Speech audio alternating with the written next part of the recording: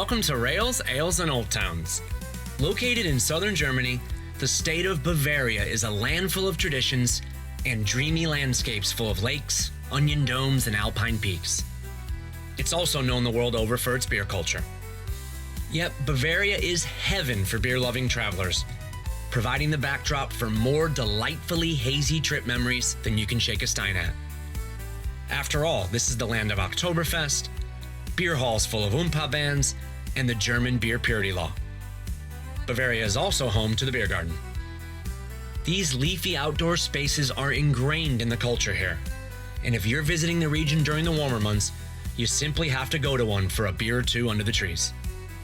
So yeah, it's fair to say that I'm a pretty big fan of Bavarian beer gardens, and today I'm joined by someone who is just as into them as I am, Franz Hofer.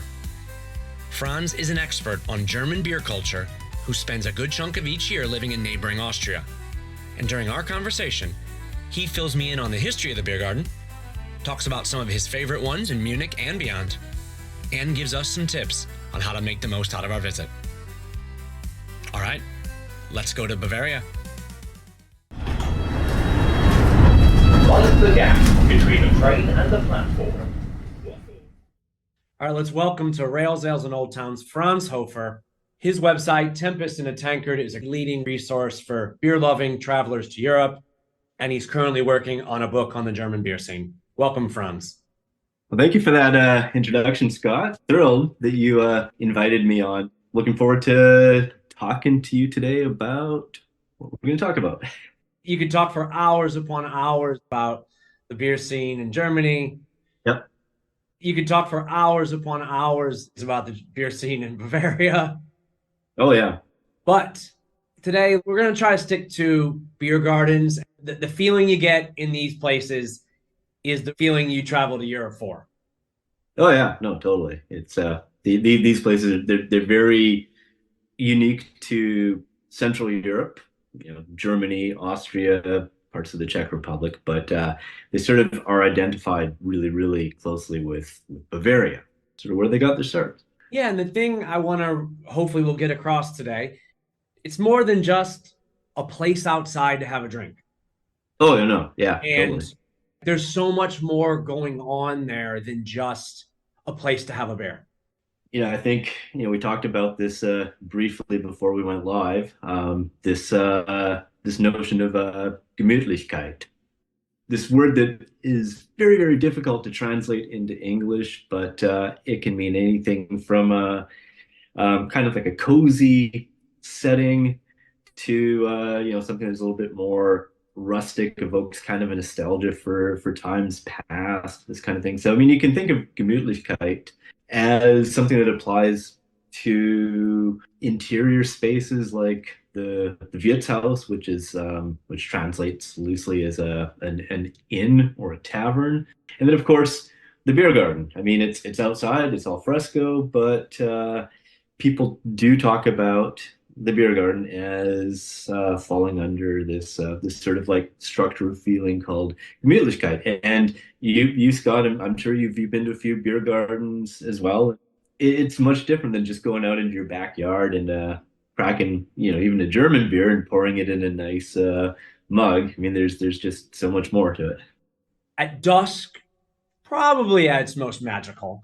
You've got a summer night where it's cool, but there's still a warm glow from the day. It's still there. The lights are coming on. And there's also that sound of the little pebbles that are on the ground there. There's always sort of that soundscape of the clinking of glasses, the buzz of conversation. And because beer gardens in Bavaria are family friendly, you got little kids running around, creating a ruckus. It's also got that soundscape of the gravel, what they call Kieselstein. And so that's sort of a feature of some of the more classic beer gardens. And we can get into why there's gravel in beer gardens. Well, I was gonna ask you right off the bat, like how we got to beer gardens in the first place. I would love it if that worked into some gravel talk. Okay, so remind me, if I forget to talk about gravel, just remind me. But I guess the first thing to, when we're thinking about where beer gardens came from, the emergence of the beer garden is linked to the emergence of a style of beer or a kind of beer that we drink around the world these days, and that's lager. Just really quickly for your listeners who might not be deep into beer, here's the difference between a lager and an ale. An ale is your typical British beers, American IPA, and they're brewed with a yeast that ferments at warmer temperatures. And so they have a slightly different taste, more fruity, this kind of thing. Whereas a lager is a beer that is fermented at cooler temperatures. And they need some time to mature before they're at their best, nice and crisp. So now when we start talking about cooler temperatures, we start to realize that to get those cooler temperatures, brewers dating way back to the 1400s, if not earlier, would store their beers or ferment their beers in cellars or caves in Bavaria. And these at these cooler temperatures, this favored the emergence of lager yeast. There's an interesting sort of confluence of historical forces here. You've got climate and topography of Bavaria, which is different from the northern Germanic realms at the time. Cooler temperatures, this hilly kind of terrain favored the evolution of lager yeast. Now, as brewers were starting to engage in this kind of brewing, the authorities took note as well because the beer kept longer, it tasted better, and of course the authorities had a vested interest in taxation. So the better the beer, the more reliable the tax revenue. So they started promulgating various laws and ordinances again through the 1400s. There are all these ordinances, but the one that I think for the development of beer gardens, one of the most important ones is what is called the Prohibition of Summer Brewing, or the Sommersudverbot, as they call it in German. This started as a settlement of a dispute between bakers and brewers in Munich over yeast. I won't get into the history of that, but I think it goes without saying, everybody knows the history of the bakers and brewers in Munich, and they're like cats and dogs. Yeah, well, they definitely were, especially for about 4 decades between 1480 and 1517, when the dispute was decisively settled. It was a symbiotic relationship that eventually kind of turned a little bit sour. But anyway, the Duke, or the Dukes, because there's co-regency, but also subsequent dukes, promulgated this law or ordinance that stated that brewers could not brew between the Feast of St. George, which falls on the 23rd of April, and the Feast of St. Michael, which happens on the 29th of September. So what this meant functionally is that brewers had to brew enough beer that would keep over the summer months. And so if they hadn't already been sinking cellars, they had to really get going and start sinking these cellars so that they could brew beer to a little bit of a higher alcohol percentage, maybe a little bit more hops, that would keep through the summer months. So we don't really know when the first beer garden emerged, but in terms of documentary evidence, we see the first beer gardens emerging in Munich in around 1728. Now, they probably emerged earlier, but what happened is the citizens of various cities, whether it's Munich or Bamberg, which at the time wasn't part of Bavaria, they would stop by and they would get a nice fresh mug of beer from these shaded groves. So actually, let me back up really quickly, and talk about the gravel. Say, oh man, I forgot the gravel. Yeah. So what happened is, when they sunk these cellars, sometimes into the rocks and the cliffs, sometimes into bluffs above rivers, sometimes just into the hillsides. So they've sunk these cellars, sometimes 10, 12 meters deep. 30 some odd feet deep. In some cases, when they could, they would hew ice from ponds and stick ice in there to keep everything cool. But also to keep it cool over the summer months, they started planting horse chestnuts. Now, horse chestnuts have a very shallow root system, so they wouldn't plunk down into the cellar vaults themselves. And they had a nice, like they're broad-leafed, and they created a nice shady canopy over top of the beer cellar. And Just in an effort to keep it as cool as possible underground, give it a lot of shade up the top. Exactly. And as another means of doing that, what some brewers started to do, and I don't know when they started to do this, but they started putting gravel and rocks over top. Again, I don't know when that practice happened, but that is sort of, you see that in many a beer garden now in Munich and across Bavaria. That really nice, again, that creates that nice soundscape of shuffling along with your mug of beer and trying to find the ideal spot. So that's sort of what that dates back to, just basically keeping the beer cool. And yeah, it doesn't take much for people to figure out. You got a nice shaded space. It's July. Where do I want to drink a beer? And then if the beer's underneath, then we're just serving it up top. Right, and this is actually one thing that I think that's worth pointing out is in Munich right now they're called beer gardens or like a Biergarten, but in Franconia they're called Bierkeller. So that's like that sort of pays tribute to the historical roots of these beer cellars. So Bierkeller translates literally as beer cellar, and in an interesting little linguistic twist, when someone in Franconia goes to a beer cellar, they don't go into the beer cellar, they go atop the beer cellar. So that's reflected in German. So you mean like when they're saying to their mates, they're saying, I'm going to go in German, they're saying the equivalent of, I'm going to go atop the beer cellar. Yep, exactly. Yeah. So that sort of gives you a sense of the topography and just sort of the lay of the land, the trees, the whole thing, all above the beer that's slowly resting and maturing in those cellars below. So as people start visiting these beer cellars, it creates some friction with the innkeepers. And we see this in court records in Munich as early as 1773. The innkeepers lodge a complaint with the Munich municipal authorities claiming that these new beer gardens, this is cutting into our business. Yeah, we never said anyone could drink outside. Yeah. So the Stadtrat, or the city council, rules in favor of the innkeepers and said that brewers are expressly forbidden from selling their beer by the Mass.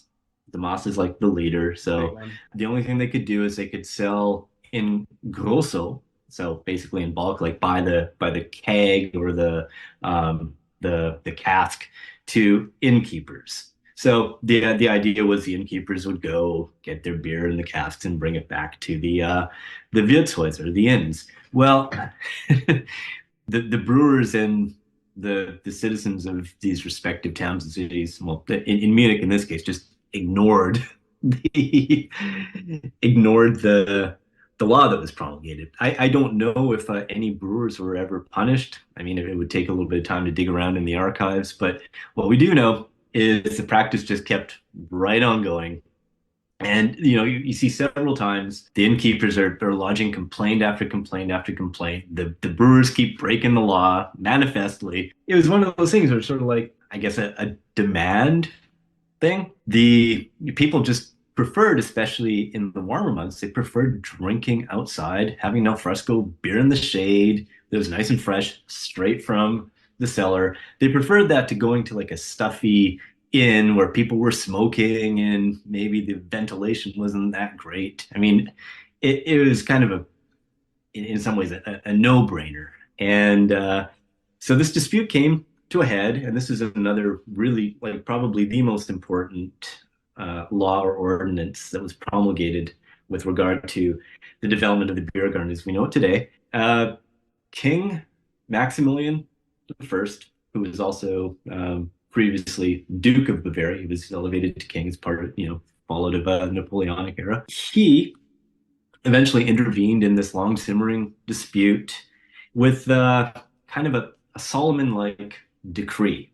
It really was just one of the wisest decrees that that really had a profound influence on our happiness down to the present day. He said, "Okay, you brewers, you can keep right on serving your beer from your cellars," because he liked it. That was good. He also wanted to keep the innkeepers happy too. So he said, "Okay, but as a nod to the innkeepers, he said, okay, brewers, you can sell your beer, but you can only sell bread or pretzels to go with the beer. You cannot sell food. Only the innkeepers can sell food." So this has created another tradition that you'll still see in Munich to this day. The tradition of bringing your own picnic to a beer garden. And that is still the case today. In Munich, it's a little less common in other parts of Bavaria, but in a lot of places in Munich, you can still arrive with your picnic basket and set up, your little checkered tablecloth and have a little al fresco meal with some really tasty beer. Now, obviously, these days a beer garden does serve food. That obviously happened at some point. Yeah, I'm not entirely sure when that happened, but yes, absolutely. If you don't have, if you're just visiting Munich in from the United States or Canada or the UK or whatever, or any country for that matter, and you don't have a picnic basket that you can load up, or you don't feel like stopping off at your local Aldi or whatever to get supplies, you're not going to go hungry. The beer gardens these days, some of them actually double as a Wirtshaus in its own right, these inns. So they'll have like an indoor space where you can actually order a la carte tasty meals, but also outside they'll have usually kind of a buffet serving kind of thing. So you don't even have to know any German. You just go there and you point. Point at the pork knuckle, you point at the pretzel, you point at the sauerkraut, and you're good. Yeah. Exactly. Yep. Obviously, the word beer garden, even in Bavaria, has come to be known as just anywhere that's got the outside setup. But I'm guessing that a few that still are actually located or started out located over legitimate cellars.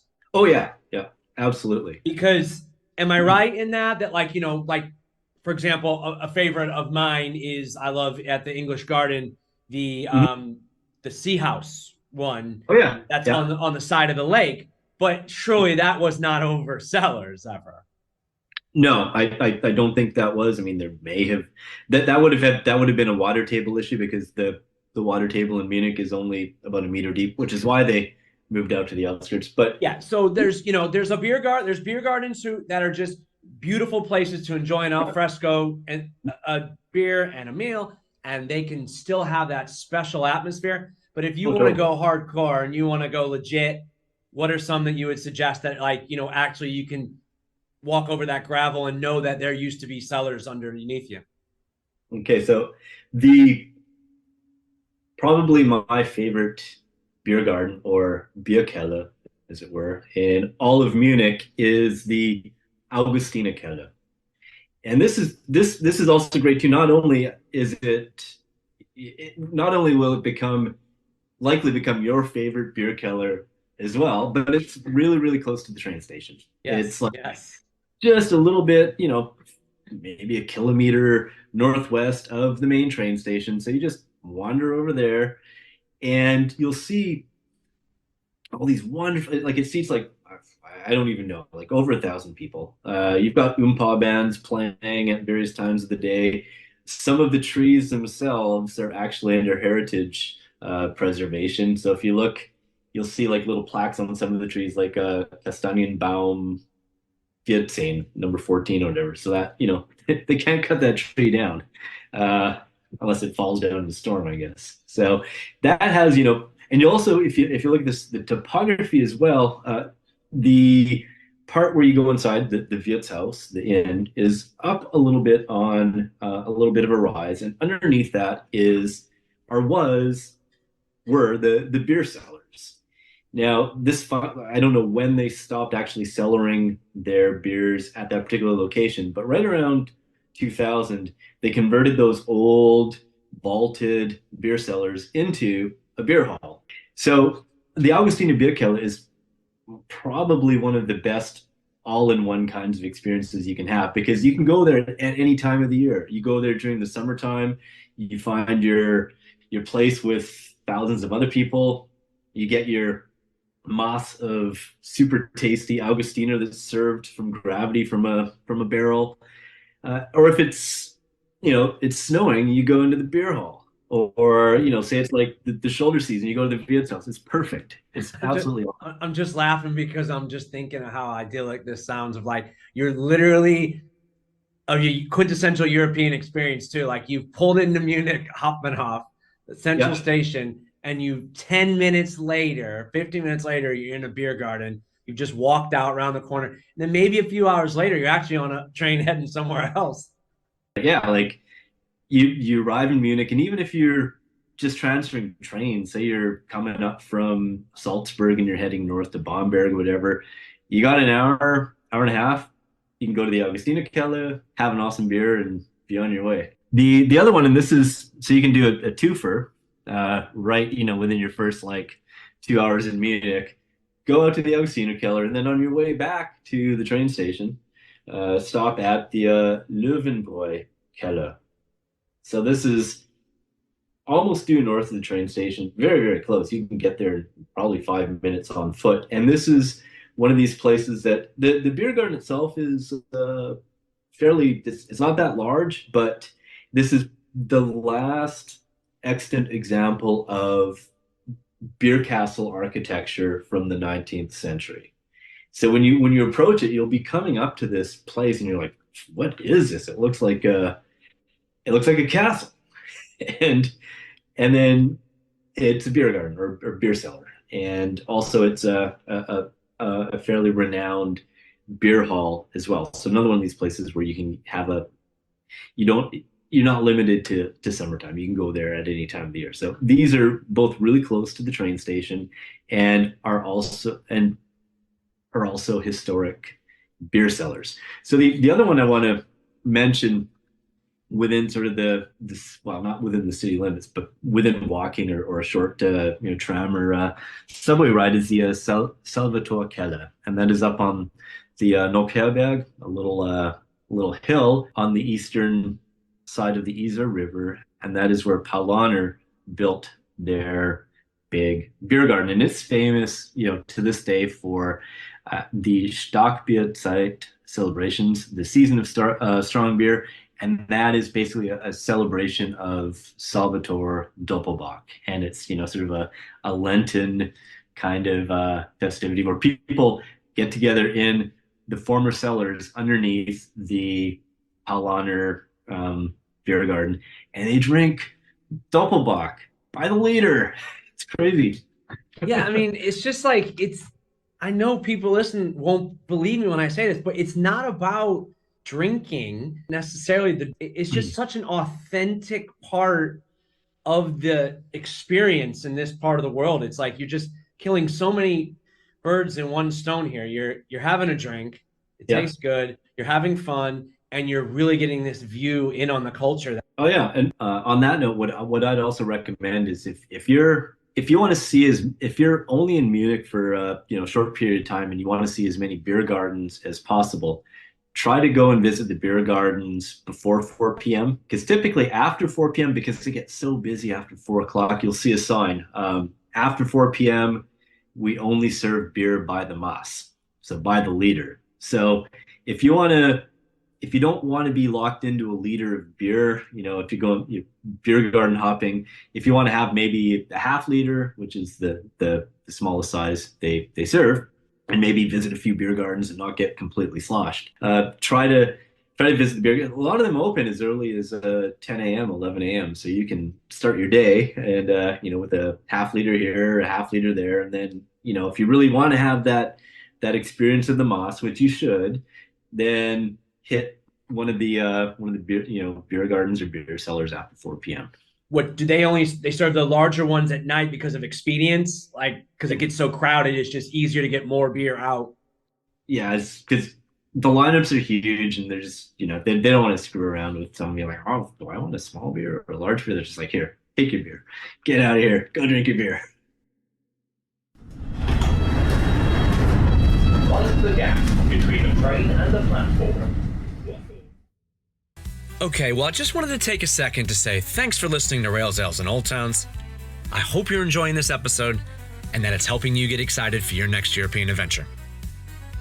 Be sure to check out the link in the episode description, because there you'll find all the information you need if you decide to follow up on the places and topics that came up on the show.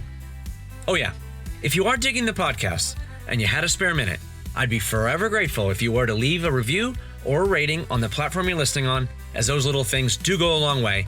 And if you really want to get crazy, why not give me a follow on Instagram or Facebook at Rails Ales Old Towns. Back to the show.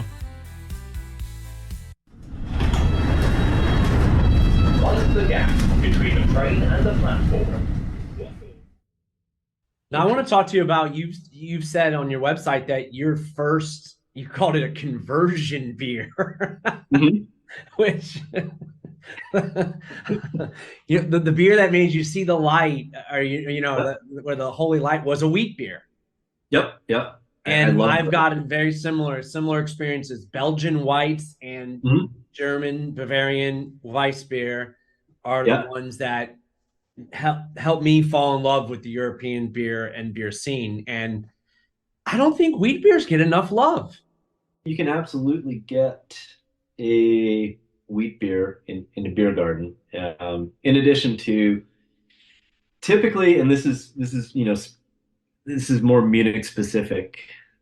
The choices of beer are typically Helles, Munich Helles, very tasty beer, wonderful beer garden sipper. Occasionally you'll find a Munich Dunkel. Again, this is another style that is a little less common than it used to be, although lovely beer style, especially if you like maltier beers. They're wonderful. And of course the Weissbier. And also, depending on the season, you can get, if it's around Oktoberfest, you can get the Festbier that the particular beer garden is serving, depending on which brewery they're serving. Or during some of the other seasons, like if it's Maibach season, which another little tip for folks traveling to Munich or to Bavaria, whatever. Sometimes these things aren't listed on the menu, but if you ask the server, like, what is your seasonal beer? And then you'll find out. And typically there will be some sort of seasonal beer on tap. I mean, even in the Hofbräu house, I went in November of last year. I took my niece. She was visiting Europe and she's like early 20s. And so took her to the Hofbräu house. She's like, I want to go to the Hofbräu house. I'm like, okay, let's go. And they had an unfiltered, kind of like a Zwickel Dunkel at the Hofer house, which was amazing. I was like, this is awesome. But it wasn't on the menu. I was like, what, do you have anything special on tap right now? So she's like, yeah, here. This is our winter beer. That's a great tip. Yeah, because it can be a bit intimidating when you're just at the thing, you're pointing at the pork knuckle, you're pointing at the pretzel, and then you kind of just think, I'll have a beer. What right, yeah. Just in one, suggestion, what do you think would be the best for someone who isn't a beer lover? They're not into beer. They just pick up a 6-pack of Bud Light, or they pick up, your regular beer in the US, but they find themselves in Munich. What would be the go-to? Just a Helles, you think? Oh, yeah. Yeah, all the way. Because basically, a lot of the standard international lagers are loosely based on sort of a hybrid version of a Pilsner and a Helles. So they're watered down version of both of those beers. So if you like Budweiser, if you like Coors, then the beer you want to get is just the golden stuff, the Helles. That's a good way to. That's a good place to start. Oh yeah, absolutely. And I guess we can't forget also the blasphemous to some, but Radler is always an option. Oh no, and I mean, especially if you're hiking or cycling, and I mean the word Radler, it comes from bicycling, and apparently I don't. This is sort of apocrypha, but apparently it was invented at the Kugleralm beer garden way down in the south of Munich, and there's bike paths that run back and forth. And so the innkeeper there just decided to mix beer with lemon juice, and the Radler was born. And I'm not a huge fan of Radler myself, but it's people love it, and it's really refreshing in the summertime. But if I order one when we're hanging out at the beer garden, you're not going to get up and walk away. Oh, hell no, no. Do you want to hear about a few outside of Munich? Yeah, yeah, absolutely. Okay, so places in the vicinity. So you can basically get on the S-Bahn. The S-Bahn is sort of the local train. It's not a subway, but it's a local train that runs out to the villages in and around Munich. So the two places or the three places that I would go if I had a few extra days in Munich is I would go out I would take I believe it's the S8, take it out to Hersching, which is the final stop, and it's right on a lake, the Ammersee, I believe. And then you walk up, it's about 5 kilometers to Kloster Andex. And that is one of the nicest beer experiences you can have because it's an ornate monastery. And if you're a fan of contemporary classical music, Karl Orff is buried there, the person who composed Carmina Burana. But it's a beautiful old church, or old monastery, Baroque era. And around the monastery grounds, you've got a beer garden that sort of sprawls down the hill on a few different terraces. And then you've got this wonderful, wonderful beer hall, beautiful beer hall. And again, there's another one that you can go at any time of the year because the beer hall is awesome. And on clear days, you got a view all the way out to the Alps. You get the snowy peaks. In the winter, it's really nice on a sunny day. You got the snowy peaks and the whole bit. And you're drinking your Doppelbock and you're like, this is life. This is awesome. Heaven. But if it's summertime, well, even in the winter too, you can hike up. But in the summertime, you absolutely want to do that little hike up. It's fairly well signposted, and if not, just get out your Google Maps and you'll find your way there eventually. And then you wander back down, you get back to Munich. The other place I'd recommend is going out to the little village of Eying, which is to the east of Munich. And that is where you'll find the Eyinger Brewery. And that's one of the more, if not the most well-respected Bavarian brewery among North American German beer aficionados. They make phenomenal beer, and they have, again, like a nice, cozy little beer garden. It's very gemütlich. They have a Wirtshaus, and they have, and if you want to get a little bit of, they call it Munich's Countryside Brewery. And if you have an extra day or so and want to splurge, they have a little hotel there, which is on the expensive side, but it's fun to just spend the night there, go on a brewery tour in the morning, spend some time in the beer garden. It's a really wonderful little place. And you can also do some wandering around the village. There's some hiking trails. And like the third place I'd recommend around Munich is Weihenstephan. And people who, especially if you're a fan of wheat beer, Weihenstephan is Hefeweißbier is among my favorite wheat beers, even though it's fairly widely available. It's wonderful beer. Their Vitus is phenomenal as well. That's their Weizenbock, and their Corbinian, their Weizen Doppelbock. Wonderful beers. And this is in the town of Freising, close to the Munich airport. You take the S1 out to Freising. You can visit the old cathedral where the archbishops once held a lot of power before Munich was even a city. Then you can wander along a little stream up to the hill where the Weihenstephan brewery is.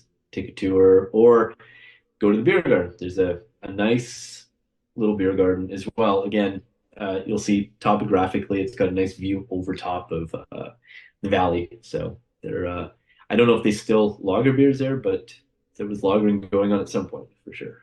Why are you doing it to me? I'm just it's just a combination of these views of the Alps. Throw that in to the equation. Oh yeah, there's also views of the Alps in Bavaria as well. Yeah.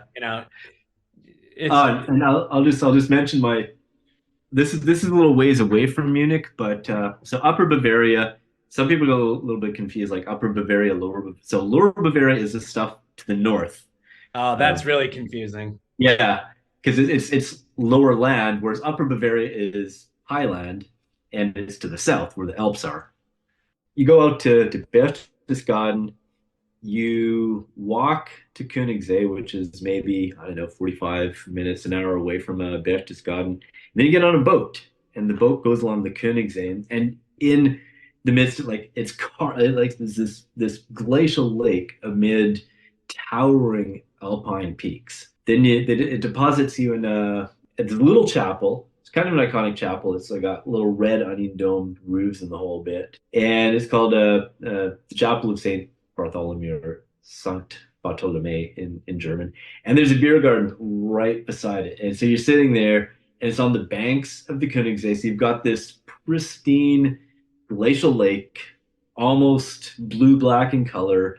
You've got mountains rising up on one side, and then you've got this cute little chapel with its red domes on this side, and then you look behind you, and then you've got the towering Alps behind you, granite hued, maybe snow, a little bit of snow clinging there, and beautiful beer garden, wonderful. That's probably one of my favorite ones.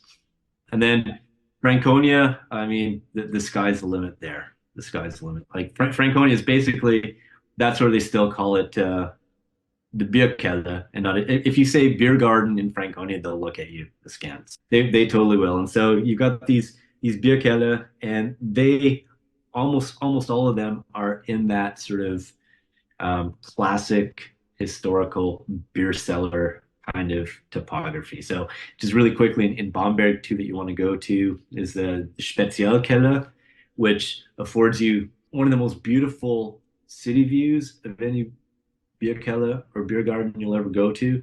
In the winter time on a cloudy day, it's almost like a late medieval, early modern etching of the city against the gray skies. Or if you go there in the summer, it's all beautiful, and you see the orange roof tiles of the city against the sandstone gray of the churches, and against the green all around of the hills, and it's perfect. And then you walk up the hill a little, and you get to the Wilde Rose Keller, the Wild Rose Keller. And this is, when you mentioned earlier about some of these quintessential experiences of drinking a beer just as the sun is going down, this is like, it's a really, really densely forested beer garden. And as the sun sets, the sun kind of comes through this dappled light and plays against the your beer glass and your beer in the glass. And it's really idyllic.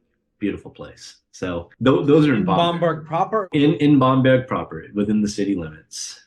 And then a couple others is if you're, so Forchheim is a town in between Nuremberg and Bamberg. So they have what's called, this is great, what's called the Kellerwald, which translates literally as the cellar forest. I've been reading about this for years, but I have not made it there yet. But it sounds really cool, like this forest full of beer gardens and kellers, basically. Yeah, totally. And it's great. They're at least, I would say, nearly a couple dozen cellars, and some of them are really tiny, just a few little seats, and some are a little bit larger. Most of them are from the area, so either from Volkheim or some other breweries around. But the best time, if you can time it, if you can time your trip for late July, they're all firing on all cylinders for the Anna Fest. So if you love beer gardens or beer cellars or beer keller, and you really want to get this wonderfully quintessential experience, go there during Anna Fest in July. And all of them are open, and they have like amusement park rides, and it's great. So essentially like a mini Oktoberfest, essentially, but exclusively with beer gardens. Yeah, and in a forest on up a little hill. And so again, you see the topography, like right there, that gives you a clear indication of historically why, like where they were putting cellars and why. It's up a bluff and into the woods. You can get to this Forchheim by train. Yeah, it's on the train line. between Nuremberg and Bamberg, and the local train stop there, and even the regional train stop in Bamberg. The only ones that don't stop in Forchheim are the ICE high speed trains. But you can get a train going out of Bamberg and Nuremberg, I think almost every half an hour, 45 minutes. In the beer gardens, whether we're talking Franconia or in the shadow of the Alps or in the city of Munich, surely there's some customs and some quirky things we should probably be aware of. Yeah, no, absolutely. And the main one, which we've touched upon, is the mighty Mass, the liter beer. So if you're there after 4 p.m. And just in case anybody who's listening doesn't know this term Mass, this is the big stein, for lack of a better term, that you see at Oktoberfest. You see it, the quintessential large beer. Yep. 1 liter. They're very heavy. I think they're something like 8 pounds once they're filled with beer. So you really have to have a good grip on it. And so if you're arriving at a beer garden after 4 p.m., you're basically stuck with the Mass, whether you like it or not. Just keep in mind too that you're gonna have to pay a deposit on that. Don't walk away with the glass, as tempting as it is. And another thing to keep in mind too is if you go to a beer garden, and beer halls as well, you'll notice that there are long tables with benches. Some of the tables seat 8 people, some are 6-seaters. You'll notice that you'll never see a 2-seater at a beer garden.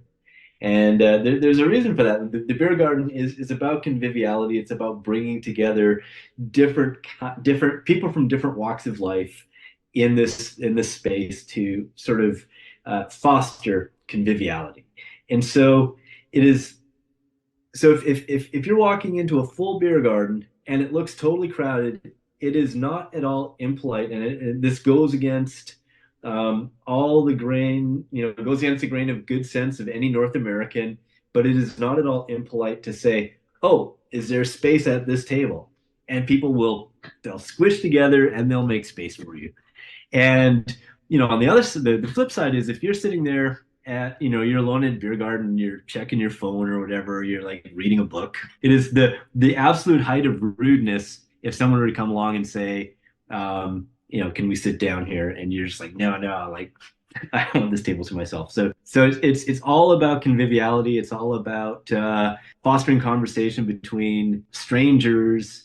And after a couple Mass of beer and the Gemütlichkeit, you're all friends. I've met so many interesting people at beer gardens. I've met people who have escaped from Eastern Germany through the fields. I've met a judge who told me this really fascinating story about how his parents met in the chaos after World War II, in those first few days after World War II. I met another person who had fled the Czech Republic during the Prague Spring and had a position with the broadcaster in the Rhineland, and then moved to Munich. And her locale, she's in her 70s. She would go to the Hirschgarten, this really big beer garden in the west of Munich. She'd go there every day and have a little beer. It's so much fun. And so that's the thing. It's like you're going to a beer garden. You're going there to meet people, and if you're going there with a bunch of friends, be open to letting other people come and sit at the table with you, and don't just sort of turn away and like keep the conversation going. That's the best opportunity to get to know local people. And even if you don't speak any German, chances are they'll speak a little bit of English, and somehow you'll manage to get to know each other. So that's what that's what I recommend. Don't be shy. Before we end, take me back to a favorite memory at a beer garden in Bavaria. My favorite beer garden memory is my first beer garden. And it actually wasn't in Bavaria. It was close enough.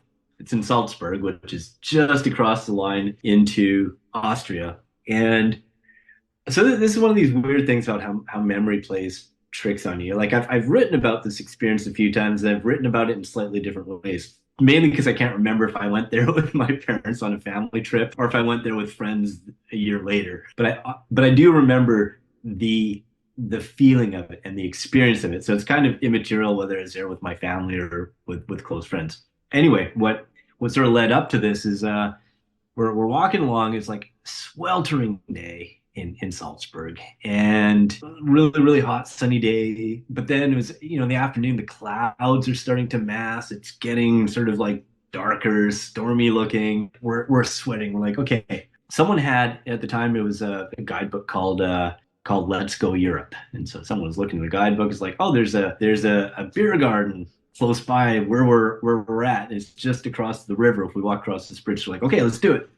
We go across and we get to the Augustiner, and it's this old monastery, and you open the door and you walk down these marble steps, and it's cool all of a sudden. It's just very like, you walk in from the heat into this really sort of like pleasantly cool stairway that's marble, and it's sort of very religious in that sense. It sort of builds up the experience, and then you start hearing the buzz of conversation off to the left. And then you get down, and then all of a sudden it opens up into this food court, for lack of a better word, where you can get leberkäse, or you can get potato salad, or you can get shaved radishes, obat, Liptauer or Obatsta spreads, your pork knuckle that you mentioned earlier, all this wonderful stuff.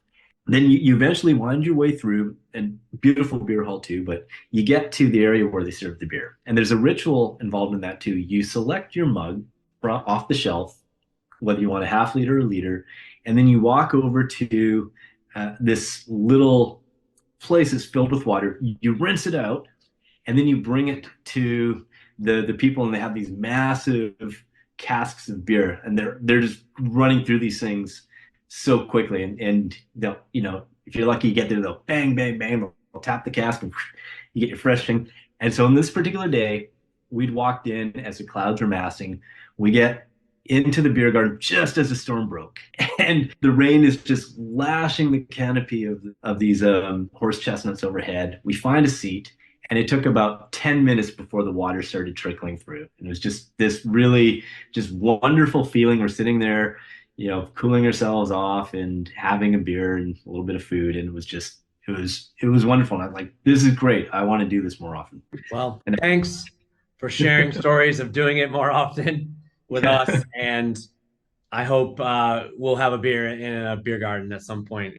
Thanks again for inviting me on your podcast. I really enjoyed this. I love talking about beer gardens. Like I said before, I was kind of joking. It's not really about the drinking. It's about that atmosphere, and you can't find it anywhere else, really. Oh yeah, no, it's all about the atmosphere. I mean, like I said, I could go outside right now and crack a beer and sit in my backyard, but it'd be nice, but it's not the same. And there's no gravel. Actually, no, we actually put in a little beer garden in our backyard. For real. Yeah. I shouldn't be surprised. No. But we're just waiting for the trees to grow. Right now, the trees are only about as tall as I am, so it'll take a little while. Thanks again, Franz. And, check out Tempest in a Tankard. Everybody, if you're heading over to Europe and you have even a little bit of interest in beer culture, and we'll keep an eye peeled for your book. Yeah. Well, thank you, Scott. It was a great time.